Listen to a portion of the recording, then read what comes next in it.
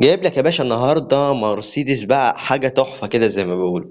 مرسيدس ايه 240 الفخامة الألمانية بسعر لقطة جدا. جايب لك ب190 ألف جنيه. بص يا معلم، العربية ديت مرسيدس ايه 240. مش أي عربية زي ما بيقولوا، ديت عربية عيون بمعنى الكلمة، ما شاء الله.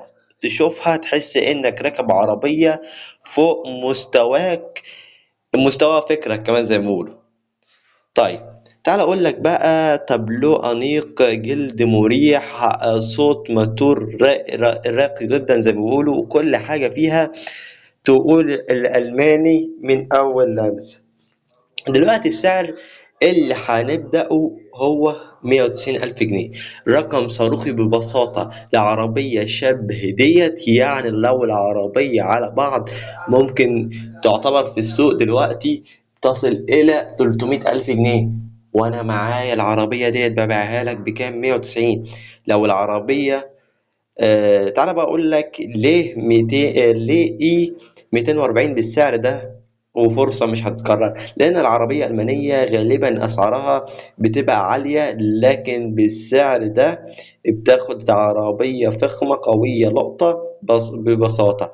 لو مش ناوي تدوس على عربية جديدة، العربية ديت هتديك الراحة والثبات، خاصة لو بتتحرك في الزحمة، شوارع من غير مصاريف كتيرة. طيب، آه، لأي حد محتاج عربية وسط مش جديدة،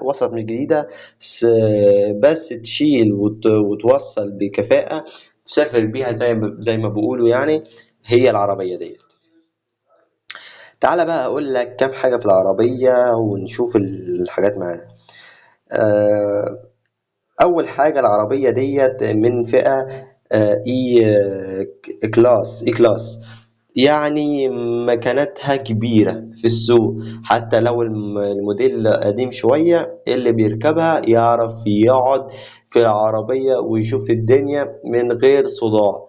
خدمات الجلد، التابلو راقي زي ما زي ما قلت لك. الشنطة الخلفية واسعة، يعني ملهاش في الزحمة نسبًا. طيب، موتور E240 يعني أداء محترم، مزدوج من القوة والراحة. مش عربية شغل ولا عربية جدعنة زي ما بيقولوا. ديت عربية يا باشا فخامة، تروح بيها فرح، تسافر بيها، وتشتغل بيها. في ناس بتشتغل بيها اوردرات، زي على حسب بقى. طيب، السعر اللي أنا طالبه زي ما قلت لك، السعر ده بناء على متوسط سوق العربيات المستعمل اللي فات، قديمة شوية، خاصة لو العربية في حالة كويسة زي اللي معايا، يعني مش ممتازة زيرو يعني. طيب، السعر ده في السوق هتلاقيه عالية جدا. العربية ديت معايا أنا ببيعها لك برخص التراب. هتخش تتواصل مع رسائل الصفحة عشان العربية تكون من نصيبك بإذن الله. وما تنساش اللايك والمتابعة، والسلام عليكم ورحمة الله وبركاته.